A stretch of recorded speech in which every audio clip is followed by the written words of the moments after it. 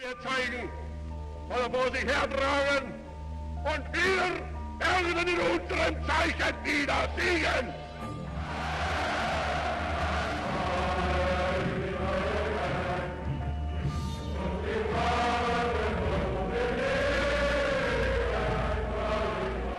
Adolf Hitler fue una de las mentes más siniestras del siglo XX. Para sostener su brutal ideología, se apropió de imágenes oscuras ya existentes como la esvástica y el águila imperial. Así nació la simbología nazi. Detrás de estos emblemas se esconden historias que revelan el poder de la propaganda y el control ideológico para poder manipular y movilizar masas.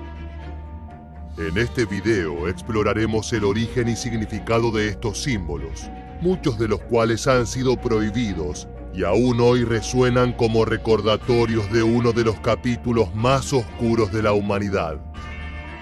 Acompáñanos en este nuevo video de historia militar por un inquietante y misterioso recorrido por la historia del nazismo y sus emblemas más infames. Comencemos.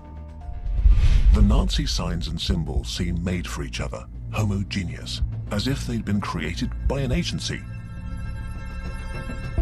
La Segunda Guerra Mundial dejó una huella indeleble en la historia de la humanidad.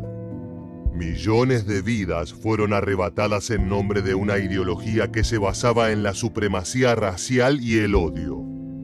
Pero además de las armas, los campos de batalla y la política del terror, hubo un aspecto que definió al régimen nazi: su uso despiadado de la propaganda, en la que los símbolos jugaban un papel crucial. Desde la esvástica hasta las temibles runas SS, los emblemas del Tercer Reich no solo eran representaciones visuales de su ideología, sino también herramientas de manipulación masiva. Estos símbolos evocaban una mezcla de terror, obediencia y fanatismo que resonaba profundamente en el inconsciente colectivo. There are 5 symbols that are most closely associated with the National Socialists, but you may be surprised that they were not created by them. They are the swastika, the eagle, the right arm salute, the death's head, and the SS runes. Como verás, muchos de estos emblemas tienen orígenes más antiguos, y en algunos casos fueron reinterpretados por el nazismo para sus propios fines. A lo largo de este recorrido exploraremos la historia oculta de los más poderosos y temidos símbolos del régimen. Sin duda, ninguno es tan reconocible ni tan universalmente asociado con el mal como la esvástica. Lo que pocas personas saben es que su historia se remonta a miles de años atrás, siendo un emblema de paz y prosperidad antes de ser manchado por la sangre del nazismo. Este símbolo ha sido encontrado en piezas arqueológicas de civilizaciones tan diversas como las del Valle del Indo, Mesopotamia y los nativos americanos, que se remontan entre el año 3300 y el 400 a.C. También fue usado en antiguas culturas indoeuropeas y asiáticas, apareciendo en templos budistas, en estatuas hindúes y en monedas griegas. Para estas civilizaciones la esvástica era un emblema sagrado de balance cósmico y armonía, y sus brazos en forma de cruz giratoria representaban el ciclo continuo del universo. Entonces, ¿cómo un símbolo tan positivo se convirtió en sinónimo de genocidio y odio racial? La respuesta se encuentra en el misticismo nórdico y en la obsesión de Adolf Hitler y su círculo cercano por los mitos de superioridad de la raza aria.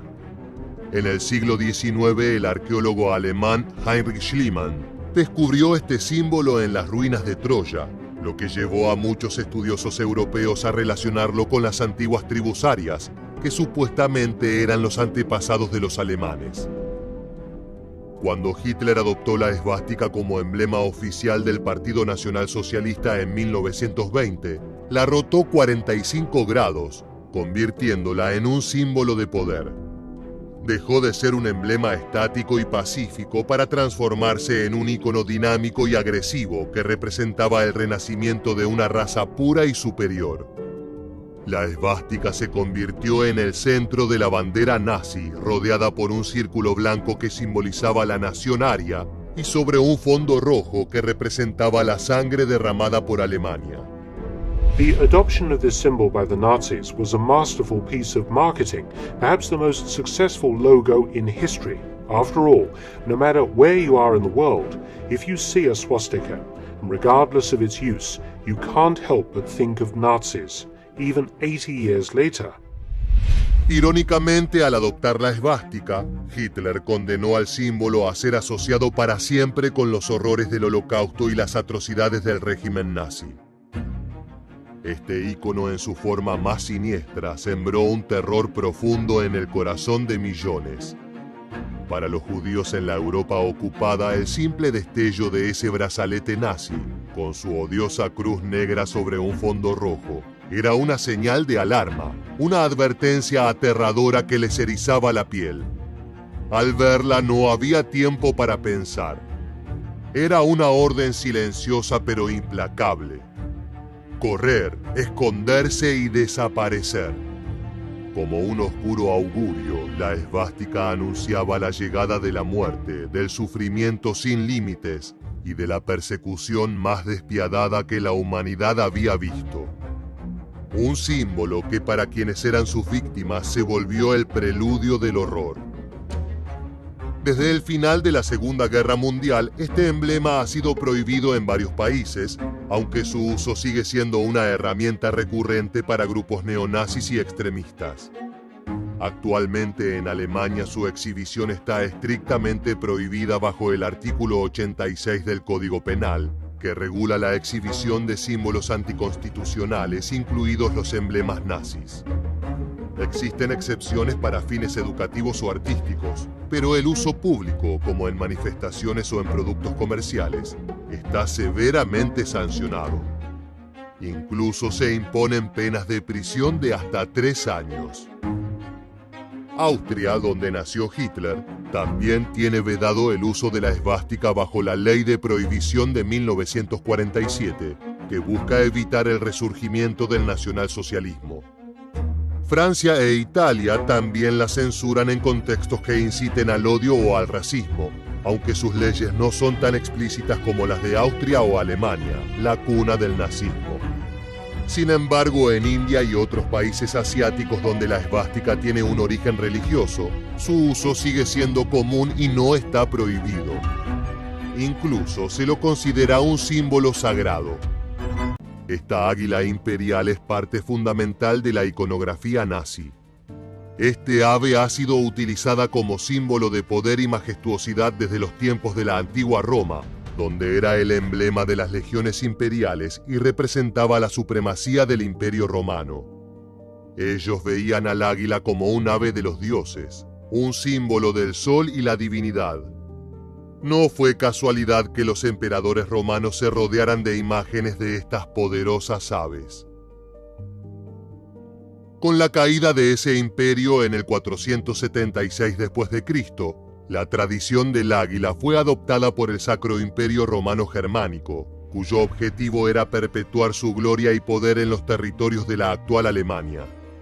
Durante siglos, este ave fue el símbolo de los emperadores germanos, que lo usaron para reafirmar su autoridad divina.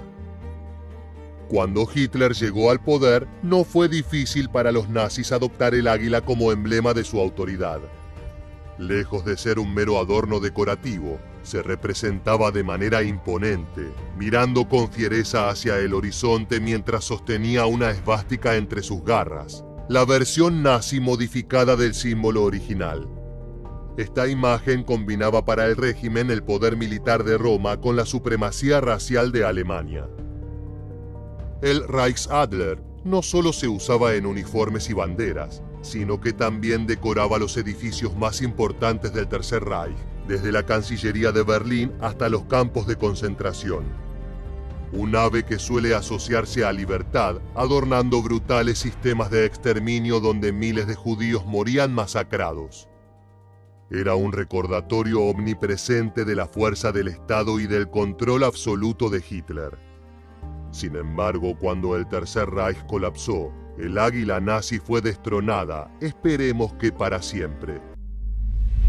Curiosamente, Benito Mussolini había adoptado el símbolo un tiempo antes como un emblema de la nueva era fascista, y no tardó en influir en Adolf Hitler, quien ya admiraba profundamente al dictador italiano. Este saludo, que era obligatorio para todos los ciudadanos del Reich y se acompañaba de la frase Sieg Heil, traducida como «Viva la victoria», se convirtió en un símbolo de la lealtad inquebrantable al Führer y de la total sumisión al Estado nazi. Para los nazis el brazo extendido no era solo un gesto militar, sino un juramento visual de fidelidad al líder. Negarse a realizar este saludo era visto como un acto de traición y en muchos casos podía llevar a la muerte. Se le añadió Heil Hitler como una forma de glorificar al Führer y reforzar la idea de que todos los ciudadanos del Reich eran engranajes de una máquina totalitaria, donde el individuo no tenía valor por sí mismo, sino solo como parte de un colectivo que seguía los lineamientos del Führer. De esta manera, el saludo con el brazo derecho no solo se convirtió en un símbolo del poder nazi, sino también en una herramienta de opresión psicológica. Luego de la caída del nazismo, el gesto se prohibió en muchos países de Europa. La caída del Tercer Reich el 8 de mayo de 1945 no solo significó la destrucción de un imperio de odio, sino también la condena eterna de estos símbolos que hoy en día evocan el recuerdo de uno de los períodos más oscuros de la humanidad. Aunque el nazismo fue derrotado, los emblemas que dejó tras de sí siguen siendo recordatorios persistentes del poder de las imágenes y de cómo en las manos equivocadas pueden ser utilizados para propagar rencor y destrucción.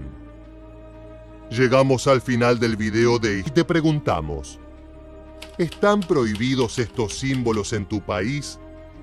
Déjanos tu respuesta en la casilla de comentarios aquí debajo y no olvides suscribirte a nuestro canal para conocer muchos más sucesos que dejaron su huella en la historia.